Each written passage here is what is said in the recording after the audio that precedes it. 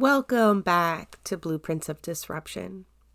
I'm your host, Jess McLean, and it's been a while since I've been able to talk to you folks.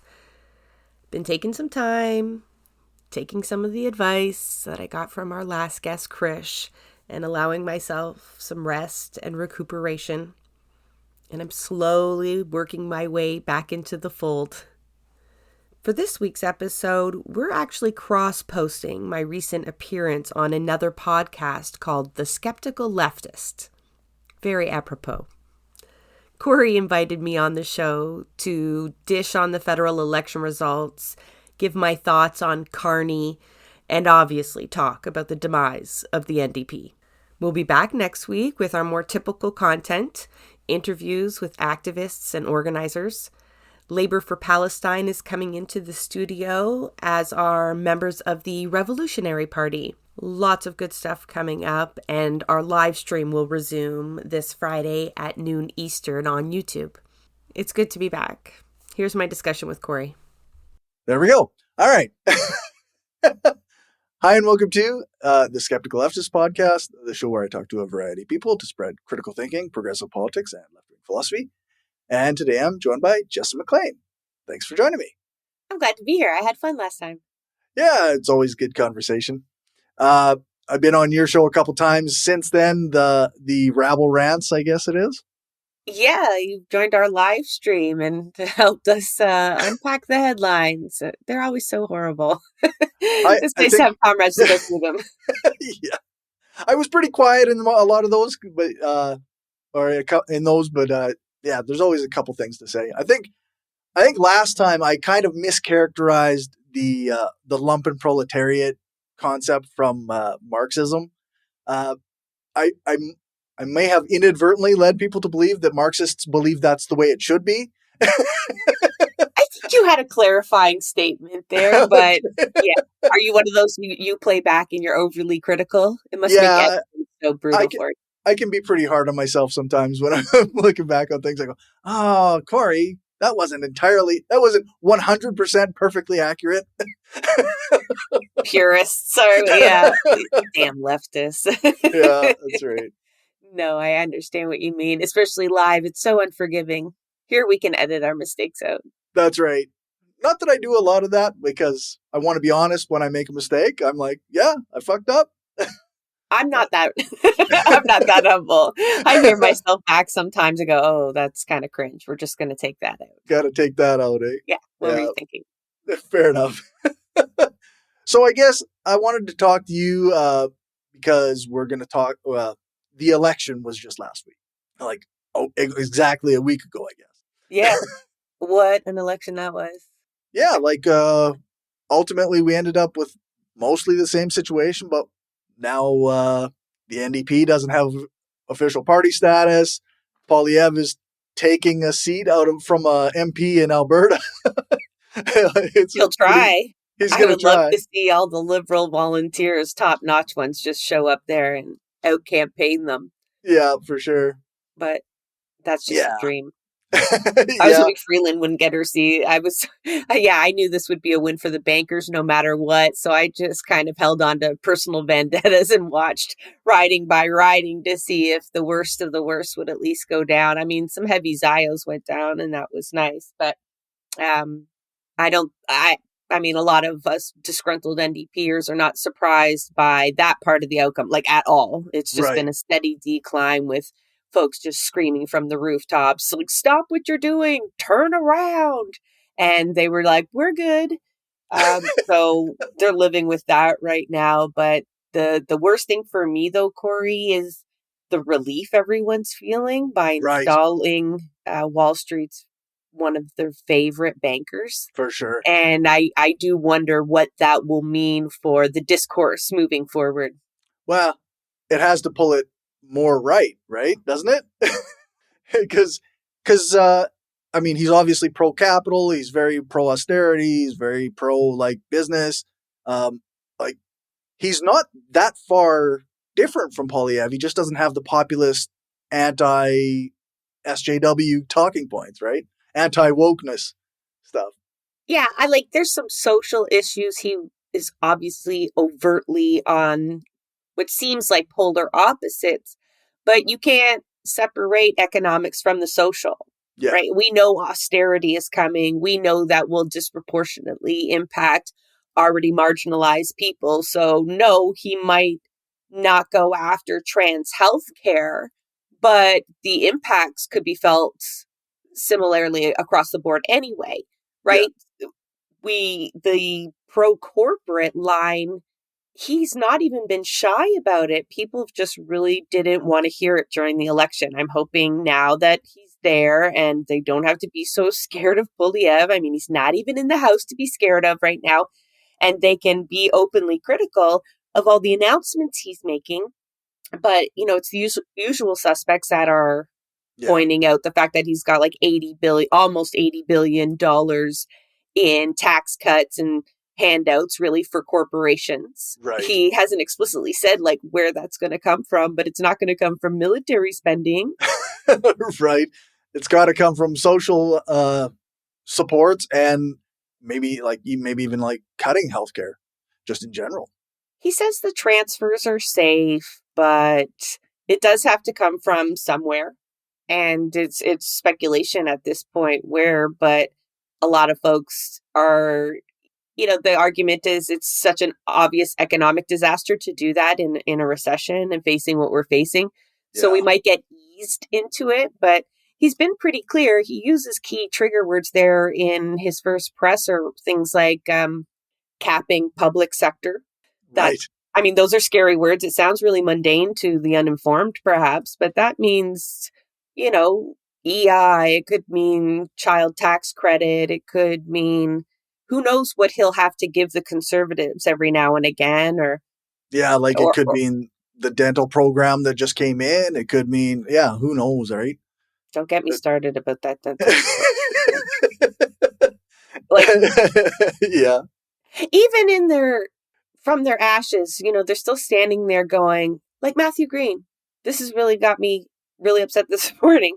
He's going, we made the right call. I would do it all over again if it meant giving 9,000 people in Hamilton dental care.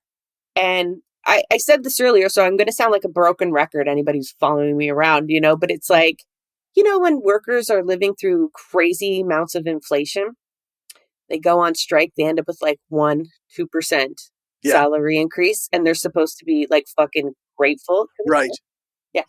And that's what it feels like. That's what it feels like. Jagmeet in his concession speech there too was just like no humbleness about him. It was trying to get us to celebrate where we were at. There was no recognition of the perils that we were left in.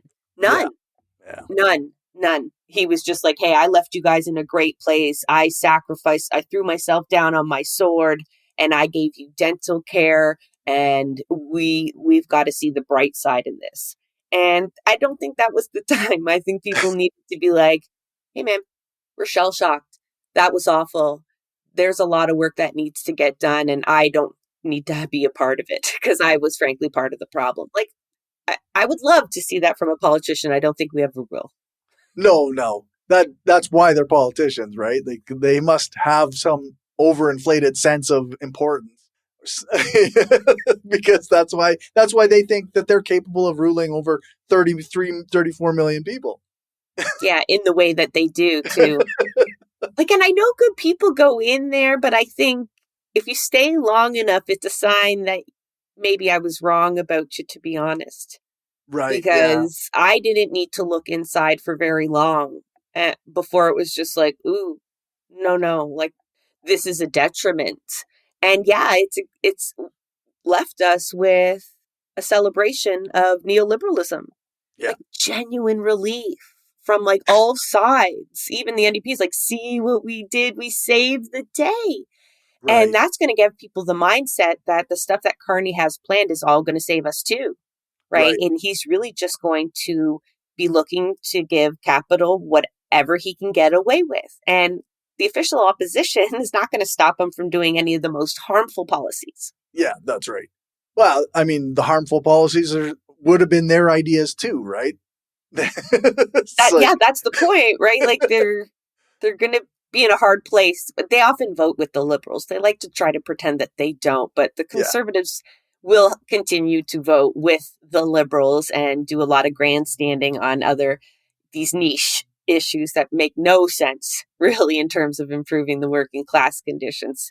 They're distractions, right? That they have us trying to focus on. But all of the austerity measures that we could possibly imagine, the spending of our dollars on imperialism and whatnot, that will be greenlit all the way. They will Yeah. have no problem with getting three conservatives on vote for the worst of the worst. I don't care if they want to save face by looking like an opposition. Not at the cost of capital, they won't. No, that's right. And when you think like the increase in like opposition to the United States, and a lot of Carney's rhetoric has been like, we will rise up as a new economic power in the world now that the U.S. is sacrificing their position. And it's like, in order to do that, you have to sacrifice the people of the country, the working people, the underclass, the unemployed. Like this is who ends up suffering every time. Yeah, even most of our responses, our elbows up responses, are kind of aimed at working class Americans. The tariff for tariff. Rich folks can just ride that shit out. But Carney talks that game. One of the first things he did, I mean, capital gains aside and all of that, Yeah. like red flags. Yeah, no I shit. should just hold one all the time. But, there's a contract up for some night vision goggles, and he excludes EU bidding partners. So he's pretty much handing the contract to the US, $100 million military contract, when we're supposed to be distinguishing ourselves, especially when it comes to our sovereignty and defense. Right. And he couldn't even spend a week because, we don't know where his stocks are invested. They're in a blind trust. Right. The contracts going to the US military industrial complex are surely money in his pocket or money in Almost certainly. his friends' pockets. You think about like, it's in a blind trust, but who the people or the organizations, banks controlling that are going to put that into fucking like probably like whatever regular kind of main stocks that are going to gain money, which is always your military contractors, which is always your nasty shit. I mean, your universities are fucking invested in military contractors. It's not like a villainous thing to do in the world of investing. Our public pensions are all invested in the worst of the worst, right? Yeah. So it's like, this is just the world of economy. And look at us normalizing that we have an economist ahead of the country. Like, that's a good thing. Like, and some people are probably going to hear me say that, saying, oh, you're so naive. You don't understand economics. No, we understand economics. And we know that we don't want somebody who believes in trickle down or thinks it's important to sell trickle down running the show. Yeah, that's right. Yeah, and it's very much, like obviously neoliberalism should be debunked by now, right? We work so hard. We work so hard for it. We just need a bigger audience or something. I don't know. But there's many people screaming this from the rooftop, and it's like empirically obvious. Like, even if you don't understand it at all, surely you don't see the rich kind of leveling out, right? Like, the gap keeps see getting it with bigger. Your eyes. Yeah, it gets more ridiculous. They're shooting their girlfriends into space, right? Just for kicks. It's like, it can't get any more. They're screaming, let them have cake. And some people are still holding oligarchs at a certain level. Now, we've nationalized what kind of oligarchs, though, right? At least now it's just we do hate American oligarchs. We know that much, right? Elon is not even American, but we don't really care. If Canadian ones are spared, unless your name is Weston. Yeah, well, for all of them.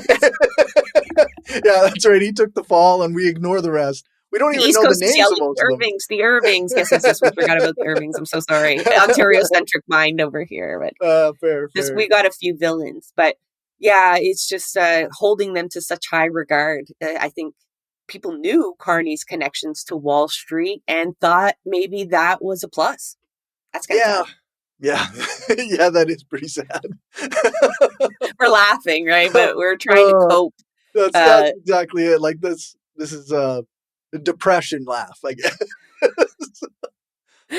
I mean, we knew the NDP was falling. It doesn't mean it brings us joy, even though sometimes I do report on all of that with a smile, but it's just validation smile.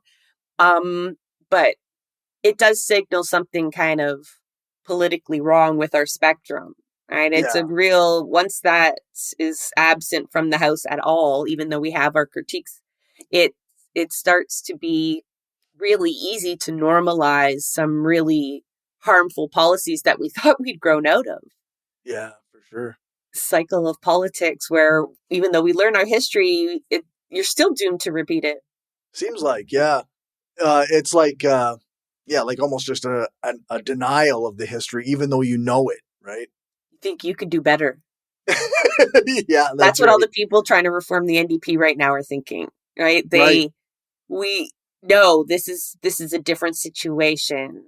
They know how bad it is now that we'll be able to rebuild. And yeah, I think like election time comes around and we get really caught up in their importance, but it's it's the other organizing that's happening, throughout the 4 years in between that is really going to make the difference for folks, like materially and Right. being able to weather the storm that's coming, right? Like, because once capitalism's face and its mask is taken off, its face is revealed, its true face, they're going to have to roll out fascism because people are going to be like, what? Yeah. It's getting to that point, and you can't just maintain this kind of maintenance level style capitalism. It has to get a little bit into overdrive, and I think we're seeing little bits of that. Like you've got a liberal PM coming in talking about harsher bail conditions and in protest bans Right. and 2,000 more border guards and police officers. It's like, you didn't need to announce that. He felt the need to announce that right away. I mean, you could have just slipped that in like every other liberal, right? Tell us Right. we're going to Right. give us electoral reform and then give us everything else. But this one's coming in to applause with ideas like this. That means we've got more work to do. No kidding. I'm reading a book. It's called The Operating System. It's an anarchist theory of the state. And a piece of it rang true to me today when I was reading it. And it's about how fascism doesn't just come in and like promise a utopia, right? Like they come in and they tell you you're going to sacrifice, you're going to be suffering, you're going to lose, but it's for the national interest. It's for the benefit of the country. And somehow people buy that shit. And that's, I feel like that's what we're seeing, like obviously in the States with Trump going like, oh, well, you all knew what you were voting for, but also with Carney being like, well, we're going to do these awful things all in the name of improving our economy. And you see Trump doing that, he started saying, I'm going to lower the price of eggs. But quite Right. quickly, he obviously had to start selling this point that, buckle up. This is the, rough period while everybody's responding to it. It'll work itself out. We'll end up a great nation. And, now throwing military parades on his birthday. It's very reminiscent. Yes. Yeah. Yeah, no kidding. It's tough though, because in reality, obviously, any kind of system change comes with it the need to get through a difficult period. Because we will ask that of our Yeah. comrades too. At some point, we are going to have to go through a change of everything we know. And there will be, as much as we can logistically plan for supports like that just transition, like that Right. green transition that takes care of workers at the same time. I mean, it's not going to be even in that be without hiccups, be Right. without folks that would have stories where they can go back like that was the worst time of my life. And maybe it's accurate for them. Right. So it is a truth that folks I think are going to have to start sitting with, that if you really do want great change, if it's fascist change, like it's going to hurt for obvious reasons, but even the move to it Yeah. will be difficult, but so will the other way. Right. So that's Yeah. why I think like support systems and whatnot building is crucial for both purposes. Right. Cause like we're not going to be without a tough period regardless right now. Yeah. I always kind of view it as like a lot of us can give up some of the luxury we have and still be okay in order to support those who don't have enough to even survive. So I think it's two different levels of suffering, I guess.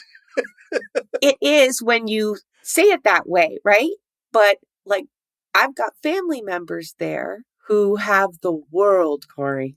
All right. Uh, I'm not going to list it. They've got the world, but they look at their tax return and they're ready to up and move to the United States despite everything that they see. right. That feels like oppression to them. That's so weird. It is so weird. And if you actually tell people, okay, we can all live here. This isn't a population program. This isn't we have too many people. This is, we consume at a level that is unsustainable. So when you look around you, we can't all actually live like this with that amount of property, with that size of a house, with 3 vehicles. But we can live well together in a much more connected way. Like there'll be give and take, right? Like you're going to trade a lot for those little bits of luxury. But I think some people, when you tell them that they're going to have less than what they worked for, they're not at a place to recognize that as anything but, taking. Yeah. No, that's true. Individualism is something we have to eat away at as well, right? Like people need to experience what community is again. Sometimes that's out of fucking dire need. But hopefully we don't need to get there where, you're having to lean on your neighbors that you never even bothered to go meet before. Right. But people will get there just sometimes when it's a little bit too late. But yeah, it's convincing people that it's, especially white people, settlers think levels of equity, this attack on DEI, right? It threatens their level of superiority that they have enjoyed. They may not be able to explicitly even know that that's why they're feeling that. Right. But it does feel like a pull away from them and their people, and Yeah, no, that's fair. It seems very strange. Irrational responses sometimes. I guess I mean, we all act irrationally sometimes. I feel the same kind of thing. I'm a very privileged person, and I try to acknowledge that regularly and know that all the time. But yeah, there are times when I feel like, oh, fuck, it'd be great if this didn't happen. Not to be oh poor me, but I just had to pull all my money out of savings because I hit a deer on the highway going to work, and we have to, we're trying to figure out how to get another car so that I can continue going to work. And but I was in a position where I had savings to pull, and many people don't. But it still felt like suffering, right? That's when. Yeah, that's hard. Sometimes we feel like maybe those feelings aren't valid, and they totally are. We all have to adjust to things in our life and grieve sometimes with our silly things, right, in hindsight. But it's knowing that you have a greater understanding of where you're at. It doesn't make it any less valid, though. Yeah.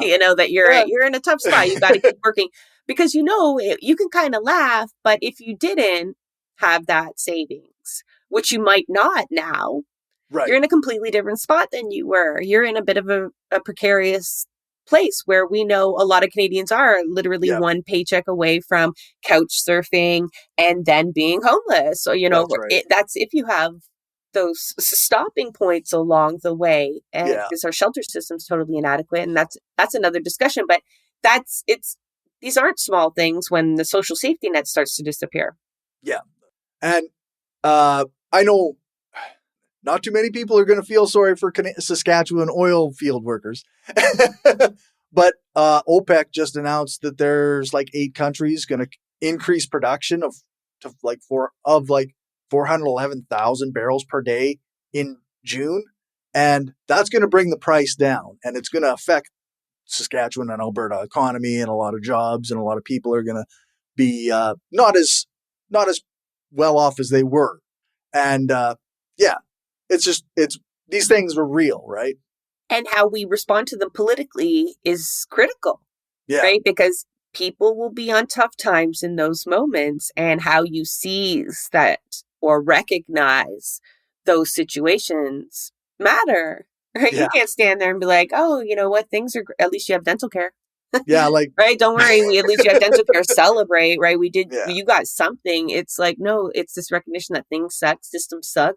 The right is great at regurgitating that kind of, and Yeah. gathering the masses in that moment. So when, times maybe hit the oil fields of Canada, how we respond to it is how maybe we harness them politically. Yeah, that's right. It's very much like, I can already see without even seeing anything online yet, I know how this is going to play out in Saskatchewan and Alberta. It's going to be blamed on Carney and the Liberal Party and immigrants and poor people who are taking advantage of quote unquote, taking advantage of the system and this and that and the other thing. It's going to be all this scapegoating. Nothing's going to be addressed with how the system actually functions or how people actually need to make a living. Yeah, what a great time for labor to really take up EI as a cause. Yeah, for sure. Right, and do the legislated poverty while you're at it. Right, like hit at the idea of government handouts. Right, really start eating away at that ideology that we've lost steps on. I mean, I keep going back, but it's like, I guess my niche. But the NDP went out demonizing taxes.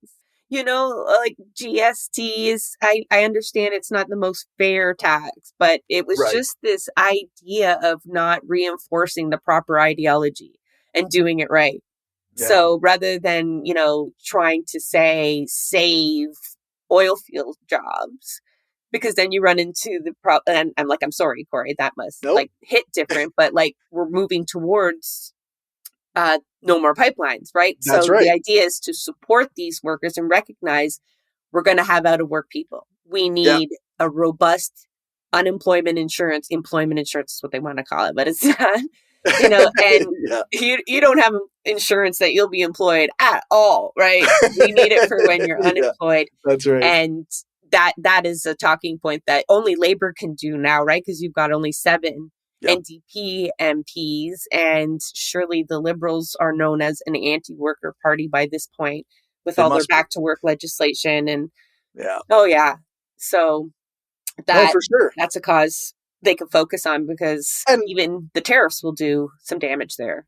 And I mean, it's still a kind of a pro-capital kind of move, but the just transition to greener technologies, things that aren't based on oil, right? These are things that still serve capital in a sense, but could create jobs for people who formerly worked in the oil field. Yes, but you could also nationalize the industries as you build them. That would be even better. You don't have to give those contracts to private entities. But that's not going to be no Carney move. That's right. That's right. The banker's not going to do that. No.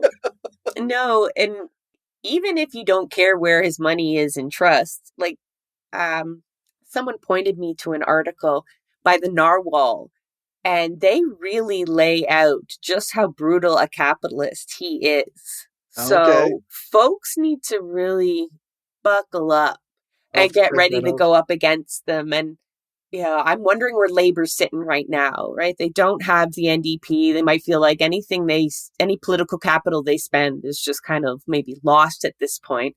And, do they want to be on the winning team, or do they want to be that force that is the only draw away from the neoliberal agenda? Because it's not going to be the bloc to a large part. Right. We might have a few exceptions. Maybe they will surprise us. I don't think so. The NDP holds no sway. That's right.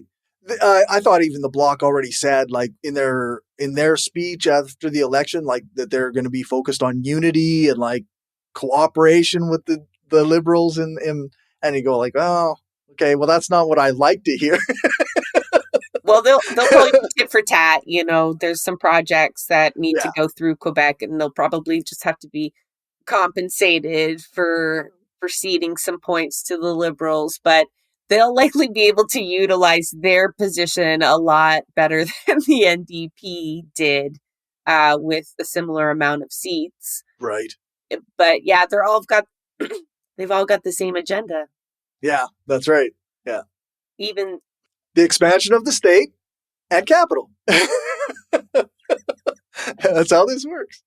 And the conservatives will try to play the small government card, and that's such it's such bullshit line, right? Because then they get it. We're spenders. They end up inflating government costs through Yeah. stupid partnerships and lawsuits upon lawsuits because they're always working against charter rights. Right. How do people fall for that from the conservatives anymore? Like, obviously, they believe in a bigger government in a variety of ways, including invading personal lives. Like, what is small about the government the conservatives want? You know how people are just stuck in their ways? A lot of it is that the path of least resistance is like just supporting the blue team because my dad flies the blue flag. But I think traditionally they also always have like either the federal government to blame. Right now, conservative provincial governments are really good and have been so great at blaming Trudeau. They fed it that fuck Trudeau. Like it was a concerted effort by many parties, but really they banked off of that. And now, they can blame Carney while the provinces really play a much more critical role in your material outcomes, like for a large part. And so, they're going to get away with that. And so now I wonder when we see Jagmeet's concession speech and admitting that, and we've seen the memes. Oh, I saw a horrible one earlier today. It was like, I'm sorry, I'm not a Trekkie. I think it's like some sort of Star Trek reference of a ship sacrificing itself to save the rest of the squadron. Okay. So this is supposed to represent the NDP, blowing itself up to prevent us from getting this conservative supermajority that Matthew uses. Like, we don't have supermajorities. Please stop using that term. It's no better or worse than just a regular majority. It's a majority. It may sound worse if the numbers, but obviously we weren't even in that territory. But either way, they saved us from this conservative supermajority. But maybe if everything went to shit when everyone had a conservative government, who would you be left to blame? How it would be bad. I know it would be bad, but we have such a bad pattern in Canada, especially Ontario. I don't know, like the track record of Saskatchewan, but we quite literally will only ever be the opposite of what the federal government is. And it's chicken or the egg, I don't know, because we hold a lot of sway in the federal elections too. We're sorry. I mean, we're sorry. It's not our fault. We didn't actually create the system, but that's our pattern over in Ontario. And so, once you have double trouble, I mean, who's going to pass the buck? For a while, you can blame the previous government, but, Yeah, I don't know if Saskatchewan can say much about that. We've been, like, the Sask Party has been in power for, 18 years now. So, I don't know. We don't have a pattern. We just have one party. That's brutal. I feel like we're headed that way, so I better not say anything because Ford is unbelievable, and he really has no challenger. Despite the awfulness, and then do you still have Liberal Party over there or no? It not provincially, not really. Not really? Would someone be really hurt to hear you say that, or like officially no? Like they have no seats? They have no seats. Okay. They have no seats. Right. So they might as well be the Rhinoceros Party. Yeah, I think somebody exists who calls themselves a Liberal Party. Some riding president somewhere's crying. Yeah, that's right. You don't think they exist. That's like the NDP in Quebec. No, they don't really exist that much. But even our NDP, which is technically our opposition party, like they're essentially liberals, which is, I mean, they keep placating the Sask Party. They keep saying the same nonsense about austerity and sacrifice and worshiping oil and all that shit. So I think I talked to someone, Matt Fodor, today. He's an NDP historian for the most part, and other things. He's not there, but he made the point that for the longest time, especially under our electoral system, the NDP held that position of the only choice for progressives. It's like the Communist Party out there going, but like the only viable choice, right? Like, because they had the infrastructure, they have the seats, some, right? Like some is better than none. They have a profile in the press, like they'll be invited to debates, etc. Right? Right. And so now that you don't have official party status and you have, the Alberta NDP members voting to distance themselves, and like that pattern will probably repeat itself, they don't hold that position kind of exclusively anymore. And I think Right. we'll start to get the emergence of more things like COPE, the coalition that put Sean Orr in office in Vancouver, where, an open socialist won a Yeah. councillor seat there with a great campaign. Or you'll see the emergence of other fringe parties because, what was the stat Matt gave me? That Elizabeth May's best campaign got her a higher percentage of the popular vote than the NDP got right now. So the idea of an emerging party having no chance, that kind of all went out the window when Jagmeet decided to single-handedly meet with his close staff and implode a party that generations built. Yeah, that was so selfish to even admit that, to think like one election cycle gave you the justification to basically shove an ideology under the rug. Yeah, this election was so important that the entire idea of the NDP deserves to be blown up, eh? Yeah, like that's very strange. It is, and we're always told every election's like the most important in our generation. Right. And we let Trump dictate to a large part our reaction to how we voted and how we're responding to everything. And that hyper nationalism that's building around that is just one of those things. And even Cheeto is just excited about folks getting all nationalistic with one another. Capital loves that shit too. So it's allowing our governments to get away with a lot in this crisis mode. And Cardi will try to sell this crisis mode for a while, right? As long as these things are unpredictable, and that whole administration is so unpredictable. Even in the debate, all of them kind of ceded that point that like there would be this era of Trump and they would just have to be dealing with him and him alone. There's other shit going on too. Apparently not. But then there's our premiers, right? They're so upset, like Daniel Smith and Ford, just kind of hot mic moments this week. My premier's just blasting judges, like ready to do his own appointments, saying he'll pay them to retire early because they shot down his bike lane destruction. Daniel Smith's ready to have a referendum on separation because none of them have got the attention they deserve over the last old Scotty boy is like there too. This drama's been lasting since like December with Trudeau and the feds, right? No one's given a shit about provincial politics. I don't even know what Ford has passed. Actually, I do. But, most people don't. Like Bill 5 and 6 are just, we're screwed. Like he's getting away with so much stuff. Yeah. Because we're focused on the feds and Trump. Yeah. Yeah. Like I say, Scott Moe here, he's same thing as Daniel Smith. Like he wasn't quite as fiery as her. He's like, I would not reject a referendum on separatism.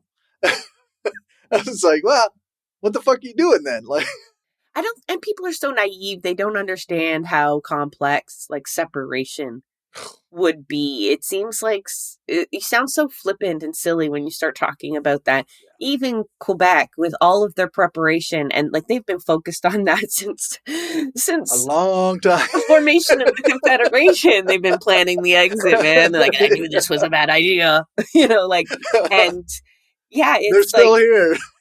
Don't think you're going to get some citizen referendum that's all of a sudden going to allow you to, like, does Saskatchewan want to be the 51st state, or do they see themselves standing alone in the middle of this landmass? I'm actually slightly heartened by some of the stuff I see online.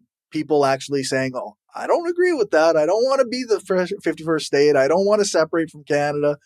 And of course, there's a lot of Indigenous folks who are like, you can't. Yeah, Daniel Smith got cease and desist letters going, you're on treaty land. Oh, I won't say the word, but, sit down. Yeah, that's right. That's not your land to take. I wish most people would, there are so many issues we deal with that if we had focused or continue to focus on land back and Indigenous sovereignty, they would be solutions to a lot of problems, including ending, exploitive resource extraction. not to say that no Indigenous people support, and I'm not opening that can of worms, but, Right. right now we're hinging a lot of our environmental protections on, endangered species acts that are just, they could be gone in the wind. I mean, that's what Ford just did. He got rid of the Endangered Species Act here. And that's like one of the most protective things when you're trying to, protect water, sources of water and all of that. You can really say, well, that will harm this protected species. There's the spotted owl over there. You can't It go. sounds silly, but it is a big tool, right? Yeah. And it's like, oh, you keep begging for these little things and finding loopholes. How about you just say, this is Indigenous land?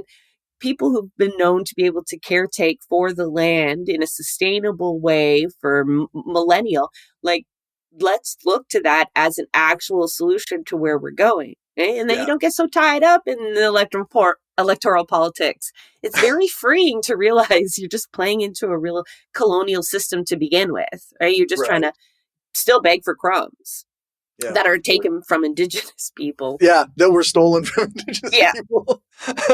It sounds horrible, but it frees you. It really does when you stop really hinging all the outcomes on, which politicians you'll have to beg concessions from.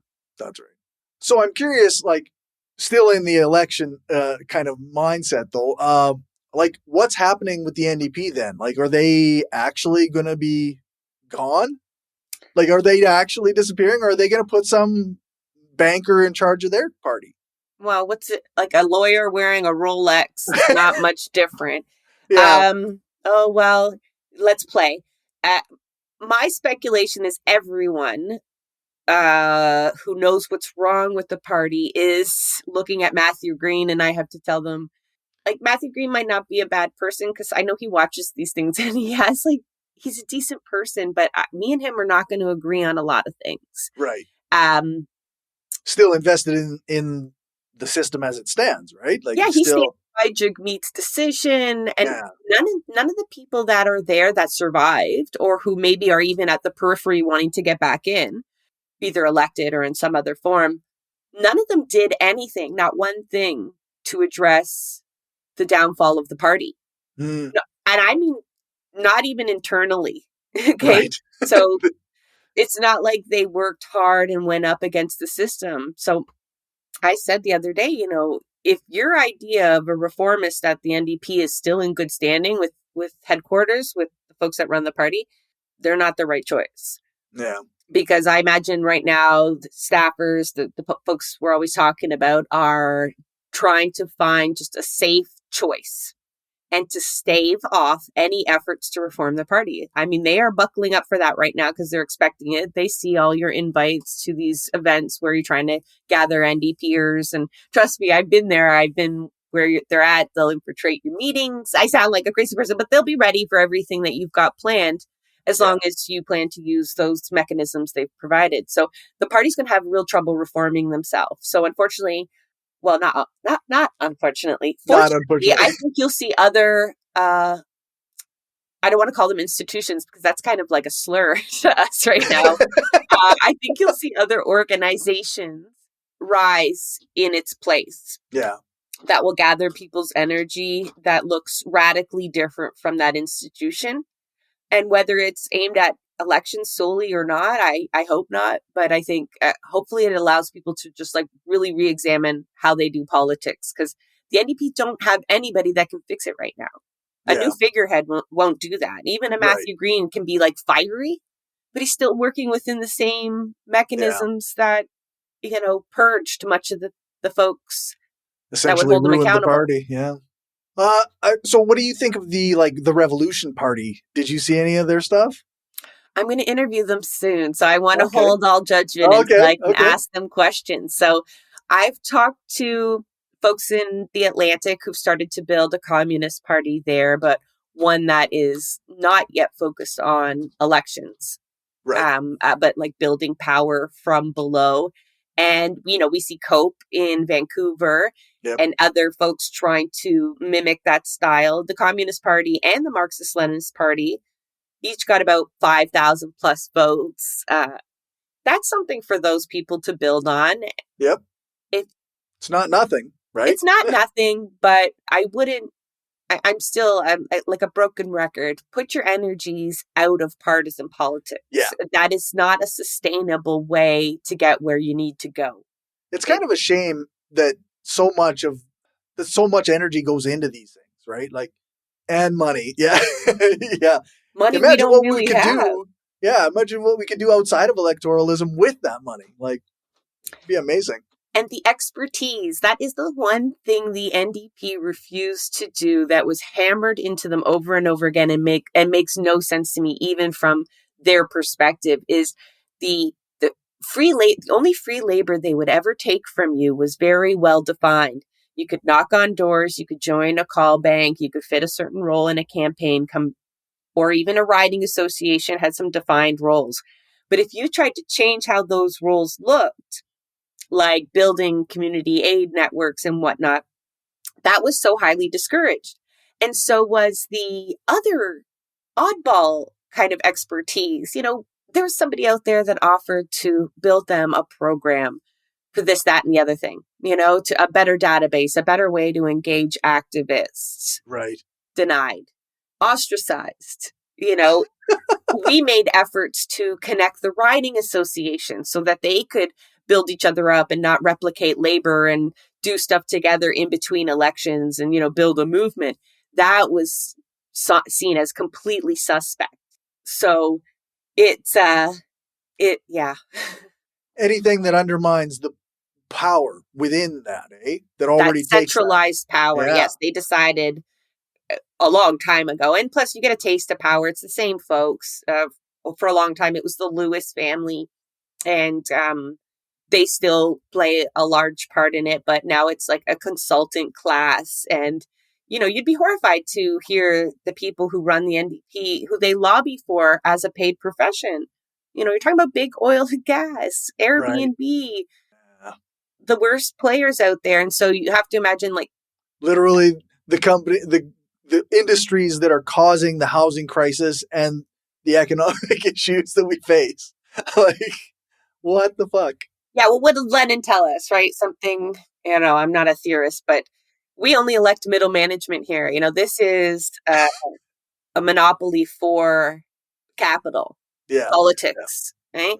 We get the little tiny bits of influence that we work so hard to get, right? You ever work a campaign, you don't see your family. That's just with every 4 years. Like running a riding association is like all free labor. And it's got them nothing. I feel really bad for people who've poured. Yeah. I don't know. There's some people who work multiple campaigns, every campaign. They're involved in 2 riding associations. They go to every convention and all the other events that they use their social media to boost these people up, just to be like so disillusioned and hurt in the end. Like some real talented like organizers and stuff that end up wasting that on a political party that doesn't even do anything. Yeah, imagine like what Sarah Jama could have brought into the party, right? If she was able to thrive in that role, to be the community organizer she was just in the Ontario legislature. Like, don't hold her back at all and see where it goes. And right. I think that was the biggest missed opportunity. I couldn't believe they even let her get that seat, right? Folks made a big stir about her nomination because I thought, oh no, this is the kind of person that the NDP does not want as a candidate. And you'd be like, what? Why? Like, they will explicitly tell you, activists, you've done too much in your community. You've stirred the pot too much. You are not prime candidate material. We can't even start to go over your social media. It's just so controversial and, radical. Yeah, and so, she was everything the party didn't want. And, they just found another way to get that. Right. That was a lost opportunity, though. That could have started like an actual movement, which in the end could have been a detriment, right? If you see the NDP as a vehicle to moderate us, the more people you end up drawing into that, is it helping? Yeah. So if they actually, that's right. It would have moderated more people in a sense, right? But instead they alienated people and maybe got them out into the streets, maybe got them starting things like, or volunteering with the Revolutionary Party or something that is not taking their energy away, but, build, at least using it to something that's sustainable, that exists outside of elections. So maybe we should thank the NDP for imploding. Well, they did tell us to be pretty grateful of their existence, right? Well, for their failure.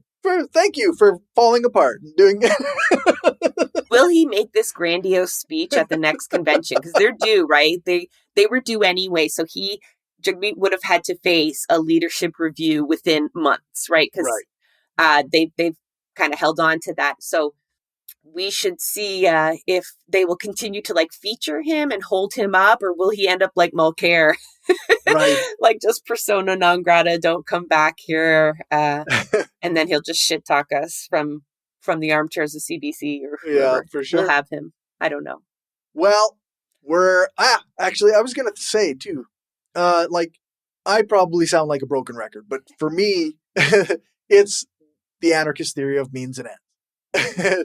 If you enter a party like that and you think that you're going to change it or be radical enough for it, then it often ends up changing you, or you get booted out. So that's I have no idea what you're talking about, Cory. It's the theory of means and ends is that the means I was you being use. facetious. I'm sorry. Oh, because that's exactly what happened to me, right? It was like, yeah, no, I'm sorry. for sure. I'll be heavier with the sarcasm next time. It's okay. I just didn't catch it. No, I completely agree with you, and I'm all for like various tactics, right? You definitely don't all choose the same tactic, right? Like it is about allowing people to continue to go at these avenues if they want to go, and like we'll equip them best they can. But I'm telling you, it's wasted energy. At least. So embrace your inner anarchist when you, at least if you're gonna go into these spaces, and find other avenues of change that we didn't try, that they're not expecting. Yeah. And expect to get kicked out if they catch you doing. Don't be too upset when they strike up a secret committee to investigate you. Yeah. And but that is a whole other episode. Yes, I wish more people knew that, because we can laugh about it, but it does really hurt when you think you've got all your hopes vested into this thing, this entity, and not only do you see it for its true self, but when you can fight conservatives all day long, we do it all day long, right? Sometimes we get giddy doing it. Like it's right. Like it's fun because we've got logic on our side. And evidence and reason. Yeah. But when the people you've held up come after you in those ways or let you down, like best case scenario, they've only just let you down. Right. It really is a gut punch. It slows good people down. It burns them out, and it changes them into cynics. So, I really, really wish people didn't have to see it for themselves. I really wish you would just listen to my podcast and, learn these lessons secondhand. Yeah, like revolutionaries, right? We always have to get to these really dire conditions where we're like just mimicking somebody else, right? That something historic, but you still can't wave enough flags for folks to sometimes still see it coming. Yeah, that's right. They've got to experience it. Yeah, it's unfortunate, but we all have to learn the hard way sometimes, I guess. Yeah, like fascism. My mom the other day, but like, why would he do that? He's talking about Trump, or she's talking about Trump, something, Alcatraz. Right. And I go, I don't think you understand the project here, right? Like, it's not actually to save government money. It's not to make sense or do good. It's to strike fear, set a certain imagery, and this is all part of, hyper-capitalism. Yeah, it's the expansion of the state and capital. It's always the project. Yeah. Don't think like what you would do. Think what the most evil, villainous person you can imagine would do, who wants nothing but something for themselves, right? Yeah. Then a lot of more policies will make sense to you. That's right. Yeah, that's right. All right. 55 minutes.